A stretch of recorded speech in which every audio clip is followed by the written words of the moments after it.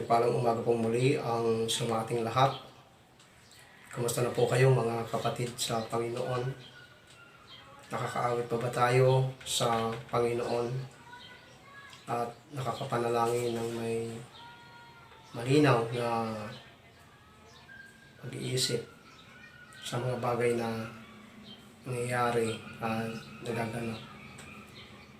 Naroon pa ba ang pagtitiwala natin sa Panginoon na ang Diyos natin ay may magagawa sa mga bagay-bagay na nangyayari upang maibsan ang at mapagtagumpayan yung mga bagay-bagay tulad ng gutom, kahirapan, kalamidad at sakit na nakamamatay dulot ng aktibong virus na umiiral pa rin sa ating kapanahunan.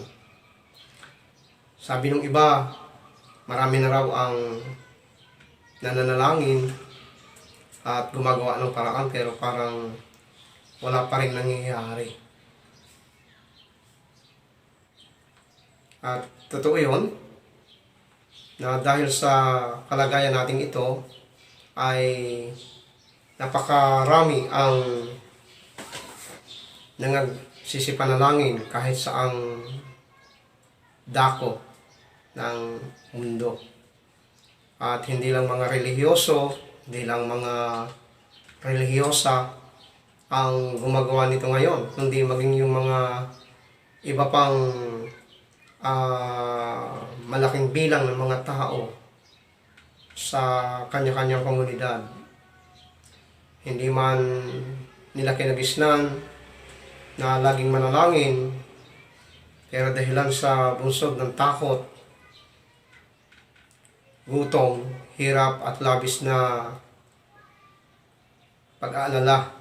Tulad ngayon, sabi nga ay 23 pang mga health workers ang apektado ng virus. So itong mga ganitong kabiguan sa buhay at karamdaman ay nakakapaghamon o nakakahamon sa iba para lahat ay tumawag sa Panginoon.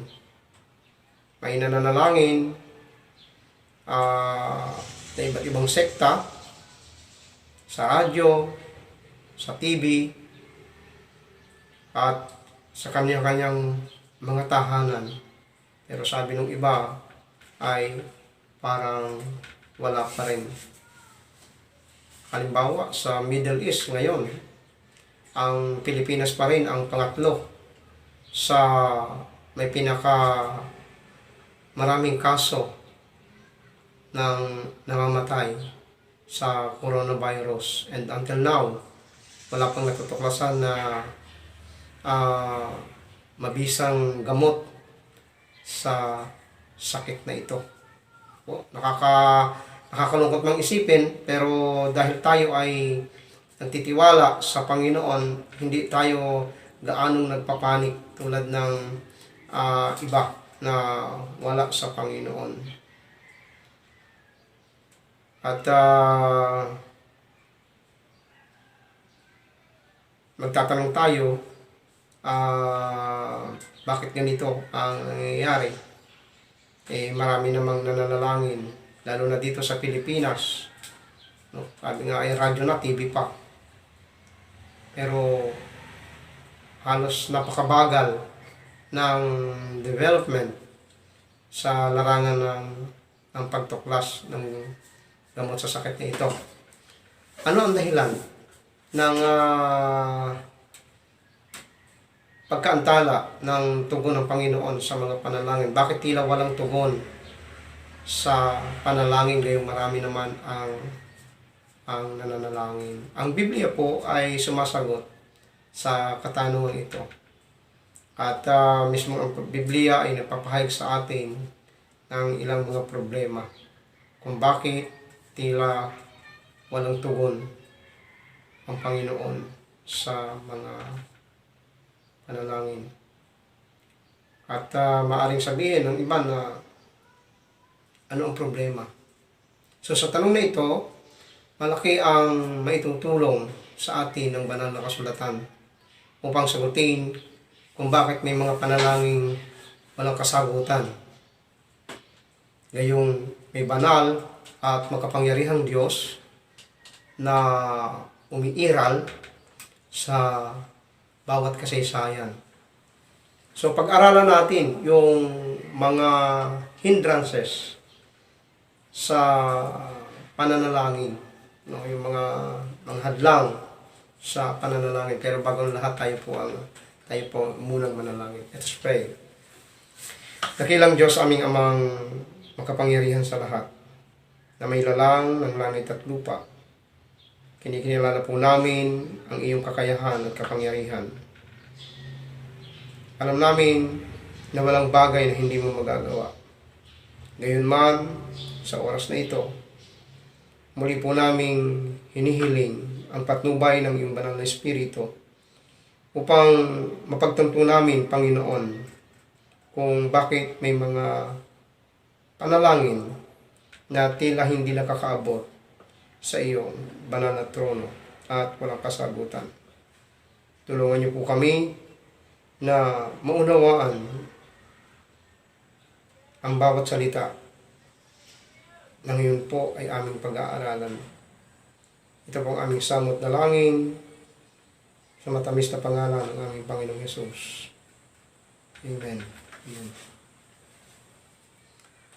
So, tingnan natin ang ilang kadahilanan kung bakit may mga panalangin na hindi tinutugon o walang katugunan. Sa oras na ito, kung kayo po ay may banal na kasulatan, ay makibukas po kayo sa akin sa ilang mababanggit na talata upang tingnan natin ang mga dahilan ng walang sagot na panalangin. Some reasons for unanswered prayer. So, number 1, sa mga dahilan kung bakit may mga walang tugon na panalangin ay ito: sin in the heart. May mga tao na tinotolerate ang maliit na kasalanan. Pero pag nagtagal, pinaghaharian na sila ng kasalanan na ito.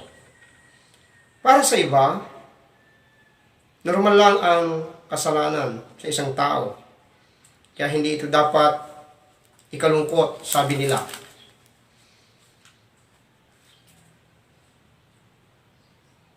O ikabahala kapag ikaw ay nagkakasala. Sa Romano Katoliko, Katisismo, tinatigurya nila ang kasalanan. May tinatawag silang mortal sin at may tinatawag din silang venial sin.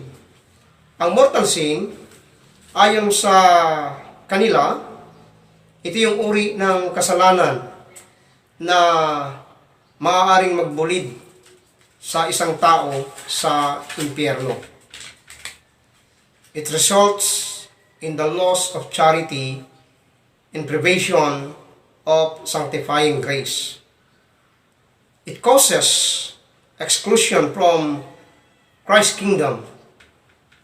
Samantala, yung venial sin naman does not set to the man in direct opposition to the will and friendship of God. It does not break the covenant with God.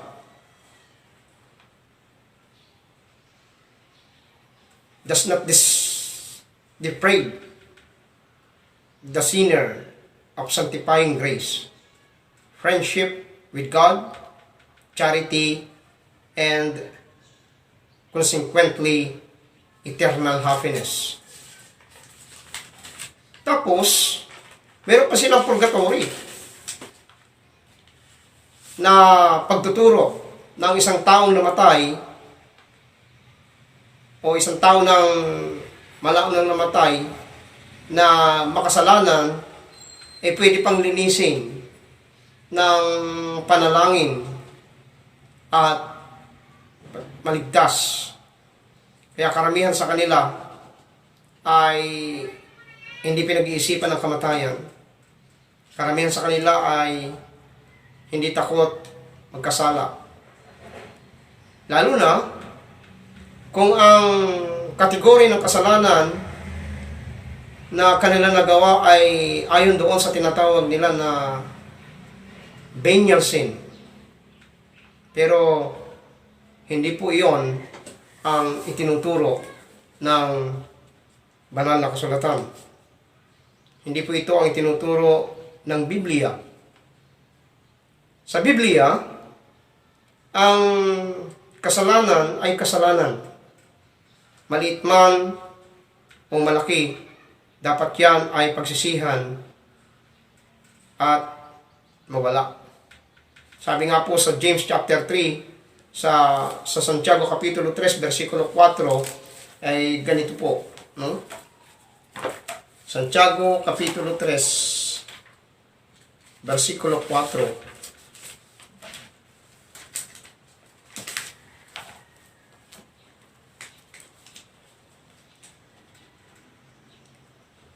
Gayon din ang barko, ang sabi dito sa verse 3, kapag nilagyan ng bukado ang bibig ng kabayo, ito ay napasusunod at napapupunta saan man natin ibig. Gayon din ang barko, bagamat ito ay napakalaki at itinutulak ng malakas na hangin, na ibabaling ito sa pamamagitan ng isang maliit na timon, saan man ibigin ng piloto. So, ibig sabihin, itong malalaking kagamitan na ito, tulad ng barko, sa pamamagitan ng maliit na tinatawag na timon, ito po ay napasusunod ng hangin saan man ito ibig. So, ibig sabihin, kung meron ng maliit na kasalanan, pag ito ay ating tinolerate, kapag ito po ay ating pinabayaan, because kung sa tingin ng iba nga ito ay tinatawag na venial sin, it will become big. Lalaki po ito. And later on, ang isang tao na mayroon ito ay paghaharian ng kasalanan. Kasi ang kasalanan ay may simula. Lagi. At ang simula na yan, habang yan ay inaalagaan, o yung kasalanan na maliit, habang yan ay inaalagaan, yan po ay lumalaki. Habang yan ay itinutuloy mo, yan po ay nag-i-increase. So, habang yan ay maliit, at bago pa, maikukubli mo yan. Pero di yan, palang sa maliit na yan, magsisimula na ang iyong kalbaryo. Sabi po sa Proverbs 28 verse 13, ang nagkukubli ng kanyang sala ay hindi mapapabuti.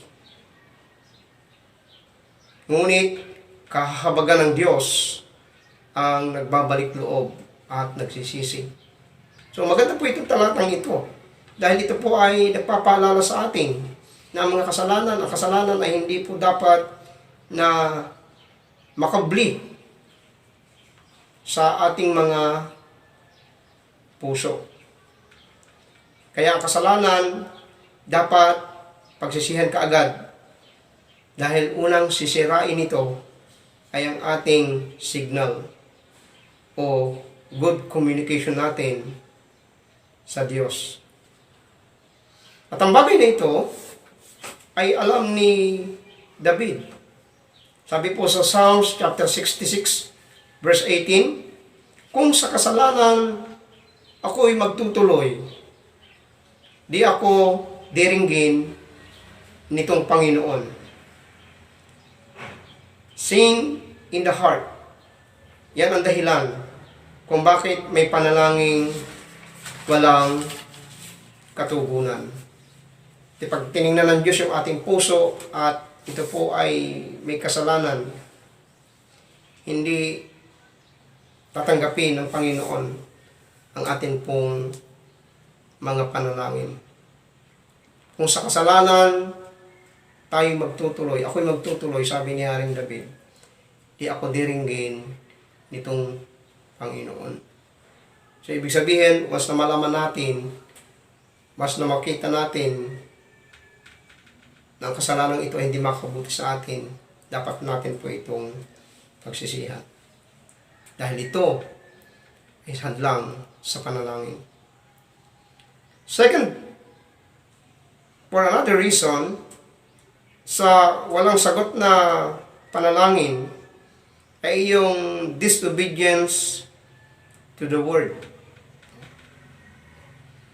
Disobedience to the word. May mga tao na ayaw sa salita ng Diyos. May mga tao na ayaw sa Biblia. Ayaw nilang makinig. Ayaw nilang pag-aralan ito. At higit sa lahat, ayaw nila na maging bahagi ito ng kanilang buhay.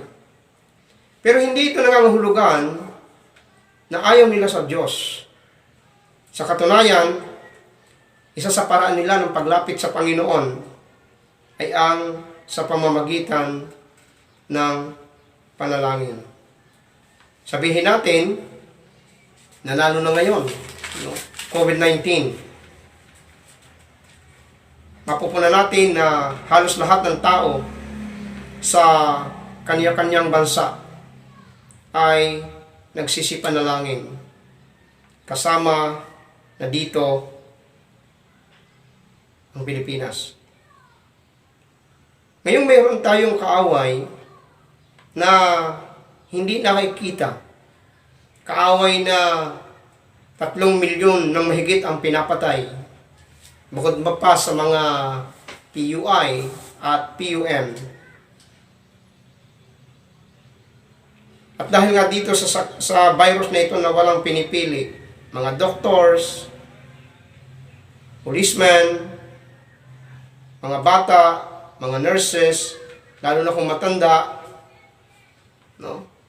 Walang mayaman, walang mahirap, kapag dinapuan ito, ay talagang lumalagay sila doon sa critical na kalagayan. Talagang problema ito. Kaya halos lahat ay nananalangin. Pero alam niyo po, yung panalangin ng mga tao na ayaw makinig sa salita ng Diyos, yung panalangin ng mga tao na naglalayo ng kanilang tainga sa kautusan ng Diyos, ang panalangin nila sa Panginoon ay di pakikinggan. Malinaw po itong sinasabi sa Proverbs 28 verse 9. Sabi po dito, ang taong ayaw sumunod sa kautusan, ang dalangin nila ay di pakikinggan.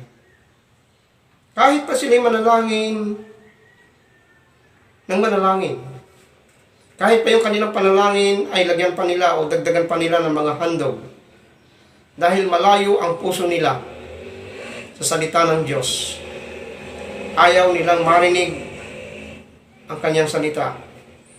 Ang panalangin at ang handog nila ay kapwa kasuklam-suklam sa Panginoon. Sabi po sa Proverbs 15 verse 8a, ang handog ng masama ay kasuklam-suklam kay Yahweh. Kasi nga, walang batayan. Ang paghahandog po mga kapatid ng mga na gusto ng Panginoon ay yung paghahandog na may batayan. Ano po yung batayan? Ito po yung tinatawag na paghanap ng kalooban ng Diyos. Ano ba ang gusto ng Diyos sa ating paghahandog? Ano ba ang gusto ng Diyos na ating ibigay? Hindi po ito pumipilipit sa katotohanan ng tinitingnan ng Diyos ang laman ng ating puso. Kundi dahil sa may batayan na kailangan na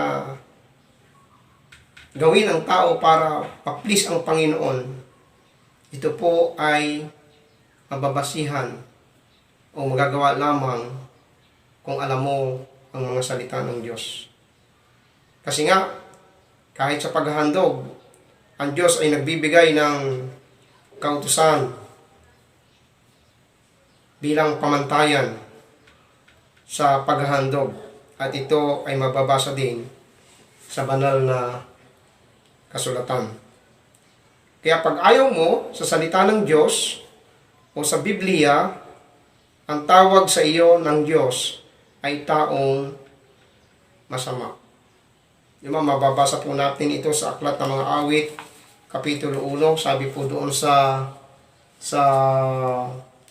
versikulo 2, kung atin pong pamilyar, na nababasa po ang talatang ito. Sabi po diyan, nagagalak siyang laging magsaliksik ng banal na aral. Ito po yung taong mapalad. Nagagalak siyang laging magsaliksik ng banal na aral. Ang utos ni Yahweh siyang ginubulay sa gabi at araw. At doon sa verse 4, sabi niya, ngunit ibang-iba ang masamang tao, ipa ang kawangis. Siya'y natatangay at naipapadpad kung hangi umihip. Kasi nga, ang Biblia na hindi nila tinatanggap, ang Biblia na hindi nila pinaniniwalaan, ang Biblia na ayaw na maging bahagi ng kanilang buhay ay salita ng Diyos. Ang Biblia ay mabuting balita dahil ito ay salita ng mabuting Diyos. Dito sa Biblia, napapaloob ang kaniyang mga kautusan. Kaya, ang pagsunod, paggusto, pagpansin, at pagyakap sa salita ng Diyos ay napakahalaga para sa ating pakikipag-ugnayan sa Panginoon. Disobedience to the Word. So ito yung isa sa mga bagay kung bakit may mga panalangin na hindi nagkakaroon ng kasagutan mula sa Panginoon. Sabi po sa Proverbs 28 verse 9, ang taong ayaw sumunod sa kautusan, ang dalangin niya ay hindi pakikinggan. Third, another reason sa walang sagot na panalangin ay yung tinatawag na vain repetition. Sa NIV Bible, ganito po ang ating mababasa. Sa Matthew chapter 6, verse 7 and 8, ang sabi po dito, and when you pray, do not keep on babbling like pagans, for they think they will be heard because of their many words. Do not be like them, for your Father knows what you need before you ask Him. Ang sabi po doon, kapag daw tayo po ay nananalangin, o daw po tayong gumamit ng maraming salita o paulit-ulit na salita gaya ng mga ginagawa ng mga pagano. Sapagkat akala nila sa dami ng kanilang sinasalita ay pakikinggan sila ng Diyos. Huwag tayong tumulad sa kanila, sabi ng Panginoon, sapagkat bago pa raw natin hingin ang mga bagay na ito, alam na ng Diyos ang lahat ng ito. So dahil nga ang Panginoon ay ang mga pagano ay maraming kinikilala at tinatawagan ng mga Diyos-Diyosan. Halimbawa, pag binasa po natin ang Book of Acts, chapter 8, verse 15, ito po ay isa sa kasaysayan na Apostol Pablo. Minsan po sila ay napapunta ni Bernabe sa Listra nung sila po ay naglalakad-lakad sa isang nayon. Nakakita po sila ng lumpo. At ito pong lumpong ito ay pinagaling ng Apostol Pablo. Pinagaling ng Panginoon sa pamamagitan ng panalangin ni Apostol Pablo dahil nakita nila yung lumpo ay mayroong pananampalataya. Kanila po itong ipinanalangin at nang pong itong lumpong ito ay gumaling, ay nakita ng mga taga-roon o ng mga pagano ang ginawa ng mga apostol. Kaya po ang mga ito ay sumigaw sa wikang Lycaonia. Ang sabi po nila, nanaog sa atin ang mga Diyos sa anyo ng tao.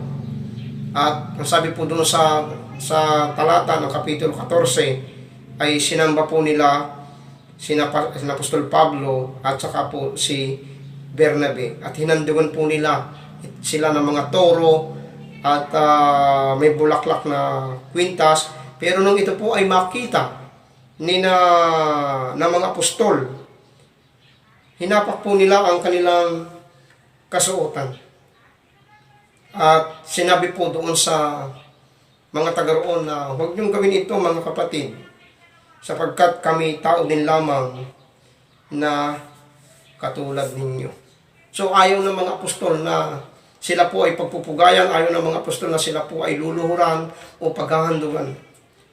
Dahil ang kredito na para sa Panginoon ay kanilang maaagaw. At ayaw po nila yon. Alam nila na ang papuri, ang pasasalamat, ang lahat ng mga paghahandog at pagsamba, alam ng mga apostol na ito ay para lamang sa Panginoon.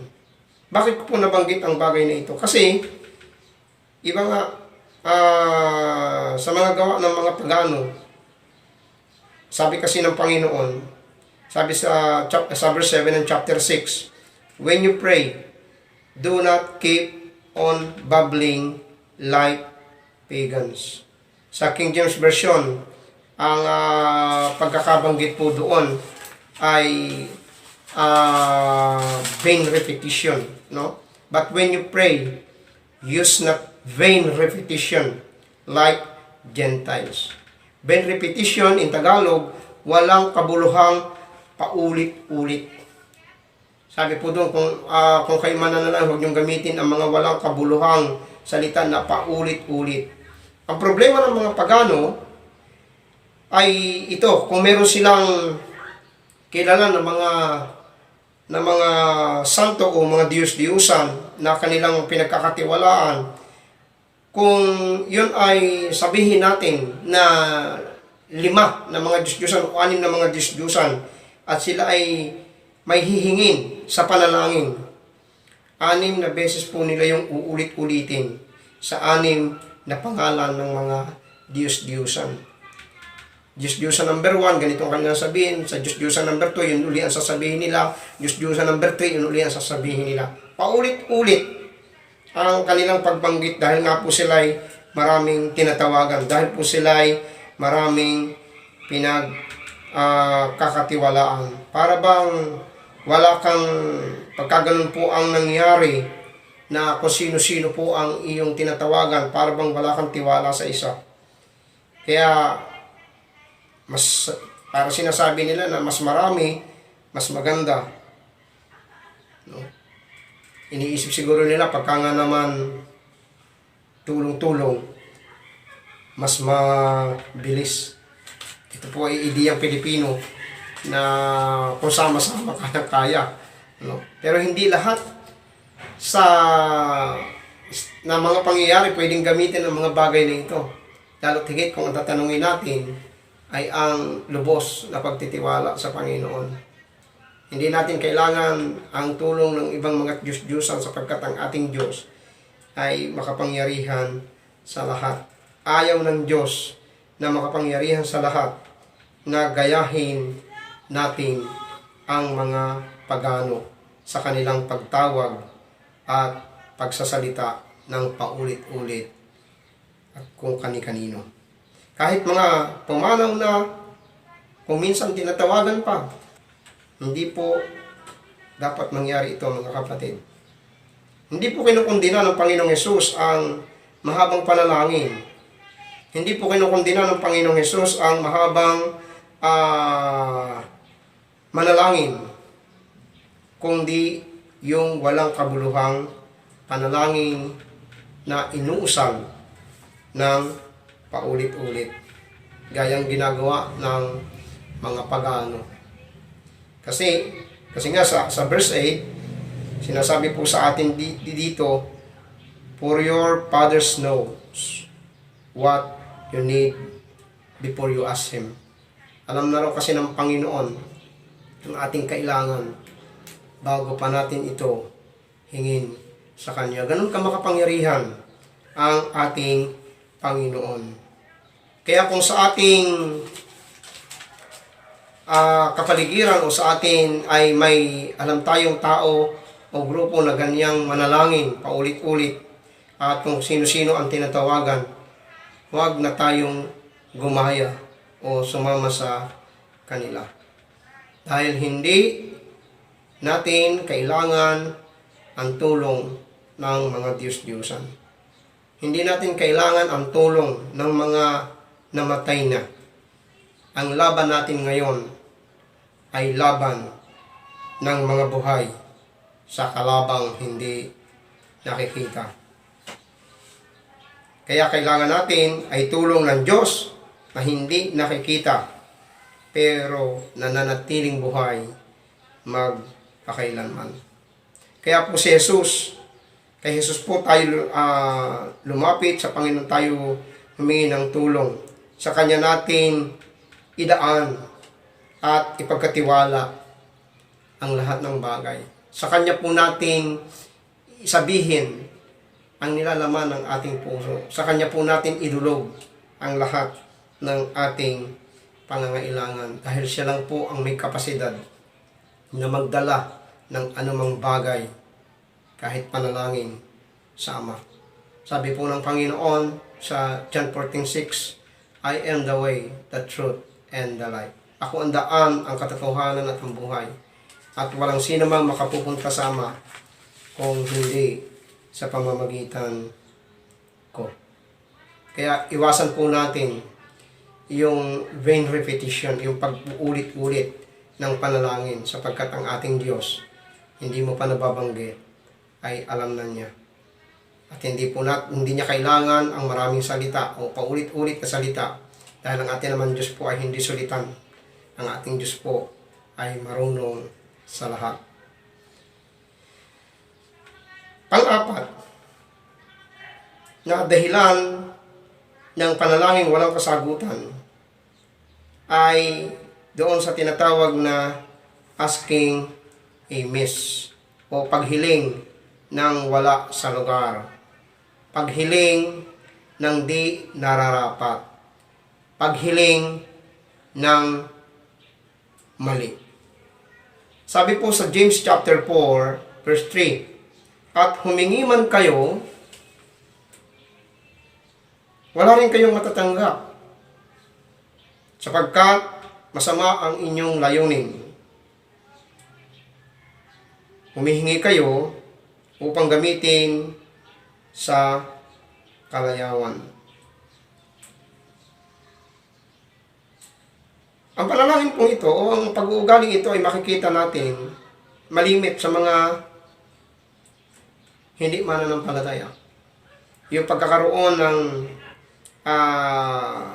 masamang layunin sa pagdulog o paghingi, yung pagkakaroon ng dahilan upang gamitin sa kalayawan, ito po kalimitan sa mga unbelievers natin makikita.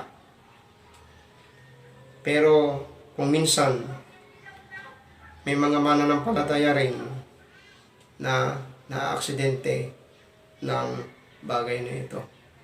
Pero pinapaalalahanan po tayo ng salita ng Diyos na kung ganito ang ating magiging attitude, kung ganito ang ating magiging behavior sa harapan ng Diyos, humingi man tayo, ay wala tayong matatanggap. Kapag kampong masama ang ating layunin at ang layunin natin ay gamitin lamang ito sa kalayawan, wala po tayong matatanggap.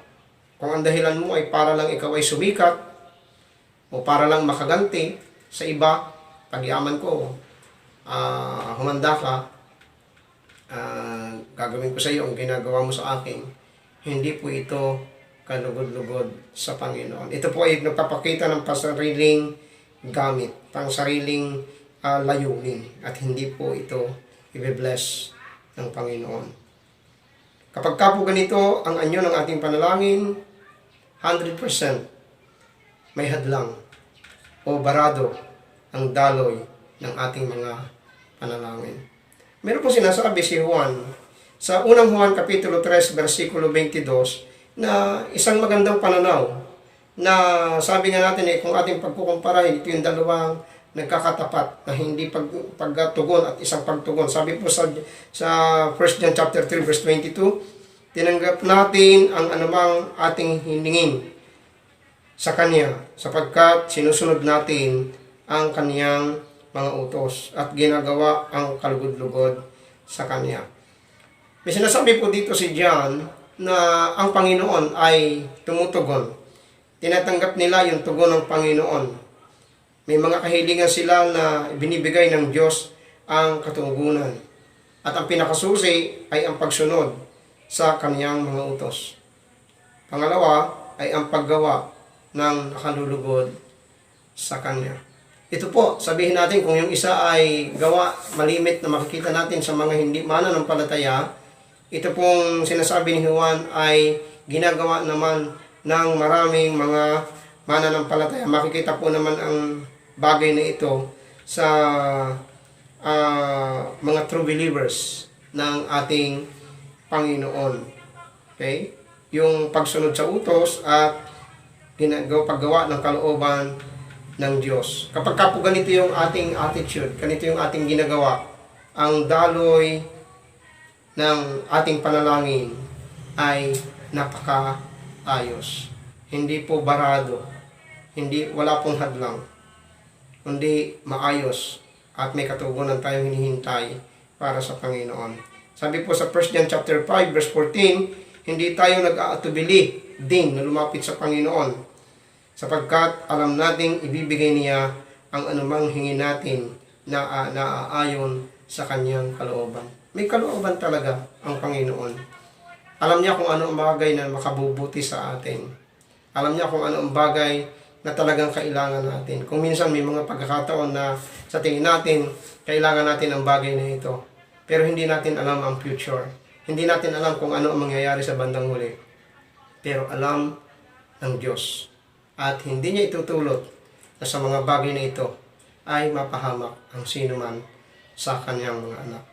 Kaya kalimitan, kahit na kalooban niya ang nangyayari, ang pinaka-conclusion pa rin noon ay sa ikabubuti ng kanyang mga anak. Ang Diyos, sabi nga ng iba, ang Diyos ay may katugunan. Kung tayo ay malagong Kristiyano, ang Diyos ay may katugunan na tatlong bagay. Sabi nila, ang tugon daw ng Diyos minsan ay yes. Ang tugon ng Diyos minsan ay no. Ang tugon daw ng Diyos minsan ay wait. Pero sabi ko nga, mayroong isang tugon pa ang Panginoon na minsan hindi natin exercise. Ito yung change. Baka mayroong mga bagay na gusto natin, pero hindi pala naman gusto ng Panginoon. Gusto tayong bigyan ng Panginoon, pero hindi yung ating gusto. So baka gusto nating palitan na nakaakma sa gusto ng Panginoon. Dahil ito yung katotohanan mga kapatid, kapag ikaw ay isang tunay na mananampalataya, ano pat, kilala mo na kung ano at kung sino ang Diyos na iyong sinasampalatayanan.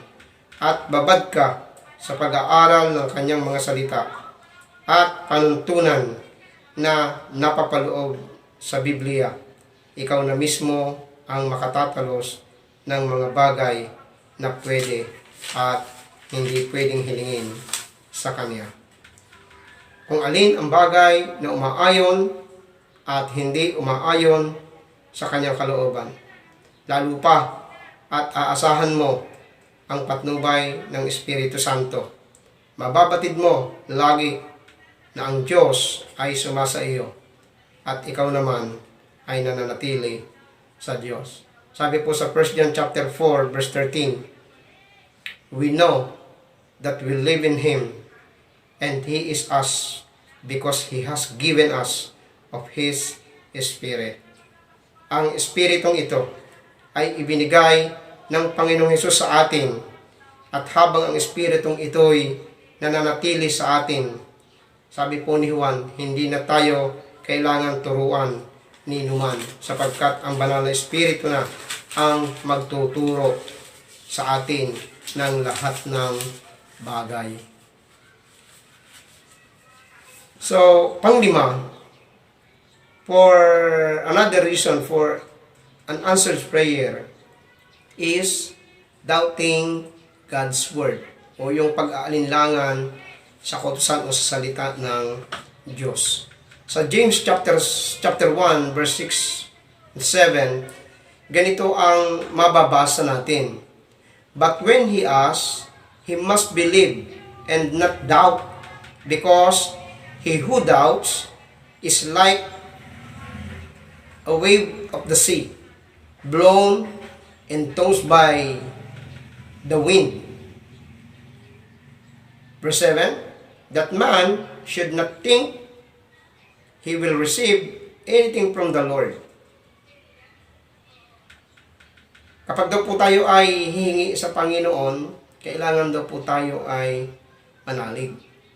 Kailangan daw po tayo ay manampalataya at huwag mag-aalinlangan. Sapagkat daw yung pong nag-aalinlangan ay tulad po ng alon sa dagat na itinataboy ng hangin o inihip ng hangin kung saan ibig. Ang ganong tao ay hindi makakatanggap ng anuman galing sa Panginoon. Kapag daw ang sino man ay nanalangin o may hinihingi sa panalangin sa Diyos, kailangan daw sumampalataya at huwag mag-alinlangan. Dahil ang pag-alinlangan ay dahilan ng hindi natin pagtanggap ng anumang bagay na hinihiling natin mula sa Panginoon. Bilang mga tunay na Kristiyano, alam natin ang Biblia ay salita ng Diyos. At ito ay naglalaman ng kanyang mga katotohanan. Naglalaman ito ng kanyang mga aral at mga pangako. Hindi ka mapapahiya kung ikaw ay buong pusong aasa at mananalig na ibibigay ng Diyos ang tugon sa iyong mga hinihiling. Sabi nga po sa Matthew chapter 21, kung naalala natin, nung isinumpa ng Panginoon ang puno ng igos, namangha ang kaniyang mga alagad, sapagkat ito agad po ay natuyo. Nang isumpa ng Panginoon yung puno ng igos, natuyo agad po ang puno ng igos. At tinanong nila ang Panginoong Hesus. Sabi nila, Panginoon, paano pong natuyo agad yung puno ng igos? Manghang-mangha ang mga alagad. Kasi normally kapag ikaw ay pumutol ng isang punong kahoy, as in putol sa puno, bibilang ka pa ng ilang tag-araw bago pa ito matuyo.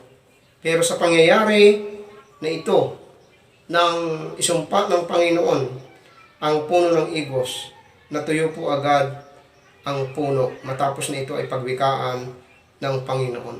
Kaya gayon na lamang ang kanilang pagtataka.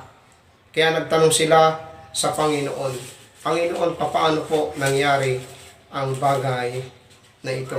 At sinagot sila ng Panginoon. Sabi po doon sa Matthew chapter 21 verse 21, sabi po ng Panginoon, basahin natin sa Matthew 21 verse 21. Sabi po dito, Jesus replied, I tell you the truth. If you have faith and do not doubt, not only can you do what was done to the fig tree, but also you can say to this mountain, go, throw yourself into the sea, and it will be done. Sabi ng Panginoon.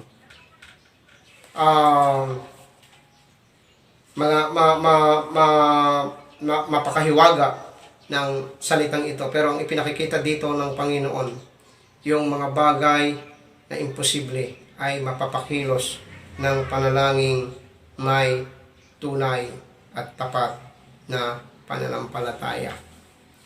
Sabi ko sa inyo, ang katotohanan, kung bago kayo ay manampalataya, kung tayo po ay may pananampalataya at hindi nag-aalinlangan sa Panginoon, sabi ng Panginoon, magagawa natin ang higit sa kanyang ginagawa. Kaya nga sabi ng Panginoon, kung kayo may pananampalataya, hindi lamang ang nangyari sa puno ng igos ang inyong magagawa. Pwede nyo ring sabihin sa bundok na ito, go, throw yourself into the sea, and it will be done. Sabi ng Panginoon. Kung minsan, o malimit, may mga nananalangin na yung kanilang sinasabi sa panalangin ay parang nakidaan lang sa kanilang isip. Pero mga nananalangin na nakapikit, sasambitin yung panalangin pero wala na. Pagkasabi po, wala na. Nasabi lang na nanalangin. Meron namang nananalangin na pagkatapos manalangin, walang doubt o pag-aalinlangan, pero hindi na nananampalataya na tatanggapin niya ang kanyang hinihingi sa Panginoon. Ibig sabihin, nanalangin ng paghiling, pero hindi naman umaasa na gagawin ng Diyos ang kanyang hiningi. Baka humihiling nga tayo sa Panginoon na tanggalin ang virus ng COVID-19, pero panay naman ang kwento natin sa iba na nakakatakot na kwento na naririnig natin sa mga balita. Natatakot, no? Kasi ayon sa balita, marami ang nahahawahan ng COVID. So kung minsan nanalangin ka nga, natatakot ka na, nag-aalinlangan ka pa. Hindi dapat na mangyari po sa mga tao. Kapag ikaw nag-pray, no, ay talagang tibayan mo ang iyong pananampalataya na ito ay tutugunin ng Panginoon. Sabi ng Biblia, kung ano ang bukang bibig, yun ang laman ng dibdib.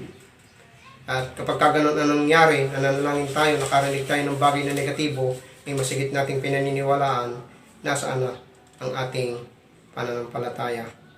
Sabi ng ating susing talata sa James chapter 1 verse 6, ang humihingi ay dapat na manalig at huwag mag-aalinlangan, sapagkat ang nag-aalinlangan ay parang alon sa dagat na itinataboy ng hangin kahit saan.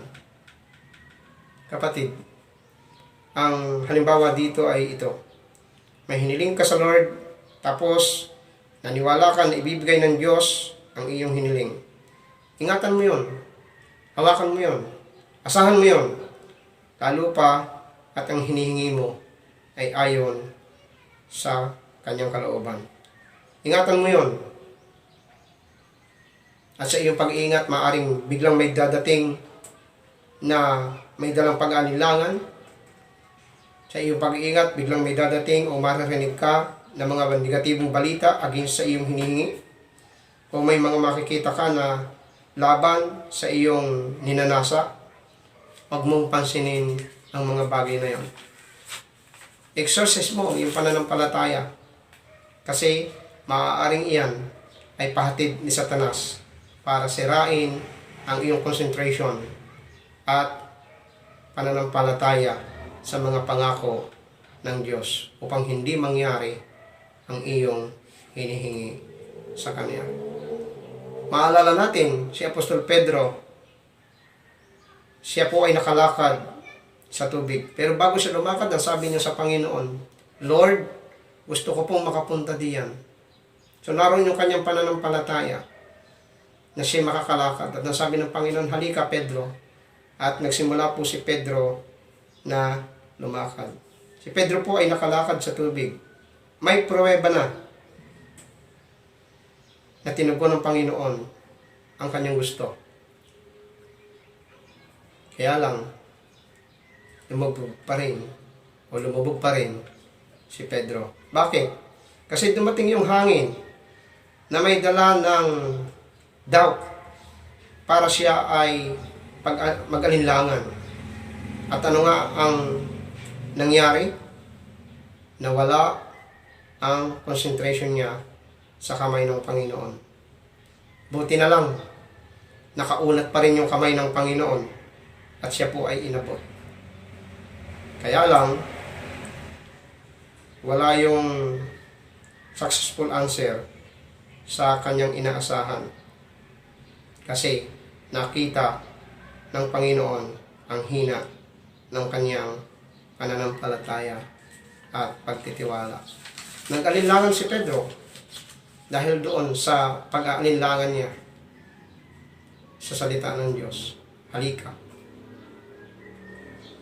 Tandaan natin, ang pag-aalinlangan sa Diyos at sa kanyang salita kailanman ay hindi makatutulong sa atin upang sagutin ng Diyos ang ating mga panalangin.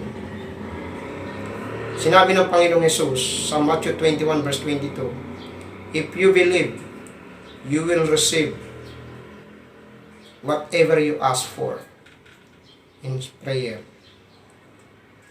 Kung kayo daw po ay nananampalataya, matatanggap nyo ang inyong kahilingan sa inyong panalangin. Gusto ng Diyos na magkaroon tayo ng lubos na pananampalataya sa Kanya. Pagsisihan natin ang ating mga kasalanan. Sundin natin ang Kanyang mga salita. Sa Kanya lang tayo lumapit at lubos na magtiwala. Alisin natin ang kawalang pagtitiwala at pag-aalinlangan sa ating mga puso. At lumapit tayo sa Panginoon ng may malinis na kaisipan at tamang layunin sa buhay. Talikdan natin ang kalayawan at pagiging makasarili. Tandaan natin na ang Diyos ay laging bukas sa mabuting pakikipag-ugnayan niya sa atin at handa pa rin tumugon sa ating mga dalangin. Ito pong muli ang inyong lingkod, Pastor Vic Reyes, na nagsasabing, mahal ka ng Panginoon.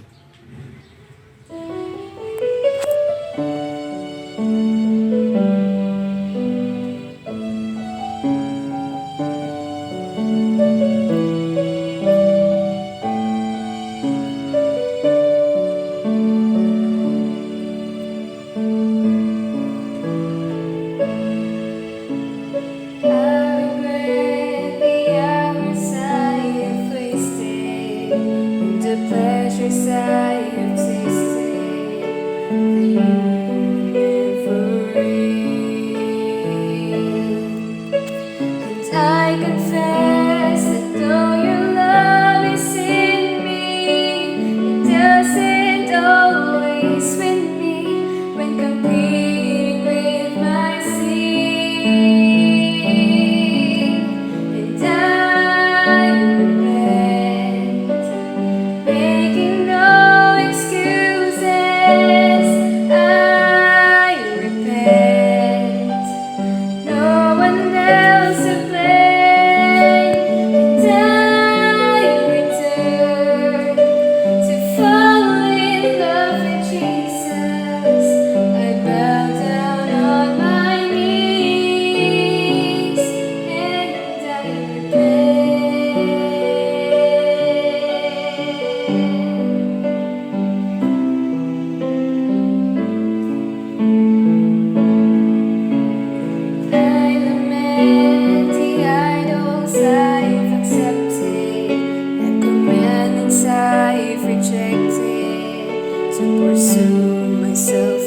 strength.